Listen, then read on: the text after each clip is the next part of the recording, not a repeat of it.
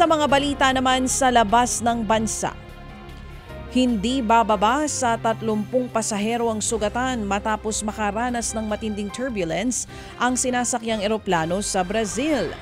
Ayon sa report, galing Madrid, Espanya at patungo sanang Montevideo, Uruguay ang biyahe ng Air Europa Flight UX45. Dahilan nga upang mapilitang mag-emergency landing ang pampasaherong eroplano.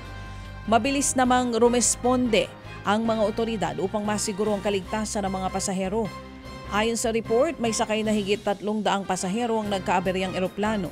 Isa sa ilalim sa inspeksyon ng nasabing aircraft upang malaman ang naging sanhi ng disgrasya. 3 pedestrian ang sugatan matapos silang banggain ang kotse sa Lima, Peru.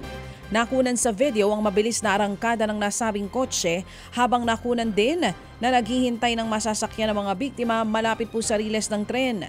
Sa tindi ng impact, inabot ng sasakyan ang mataas na bahagi ng riles ng tren habang halos napitpit ang kawawang mga pedestrian. Inaalam pa sa ngayon ng Peruvian authorities ang naging sanhi ng disgrasya.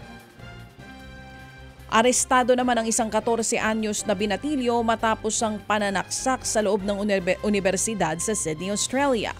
Ayon sa report, isang 22 anyos na lalaki ang sinaksak ng suspect. Nasa maayos naman na lagay ang biktima. Hawak na ngayon ng Australian authorities ang salarin matapos matuntun ilang sandali matapos ngang takasan ng krimen. Kinordona na ng pulisya ang pinangyarihan ng krimen habang gumugulong na rin ang investigasyon sa motibo ng insidente. Ted Filon at DJ Chacha ngayon nasa Radyo 5 92.3 News FM Monday to Friday 6 to 10 a.m.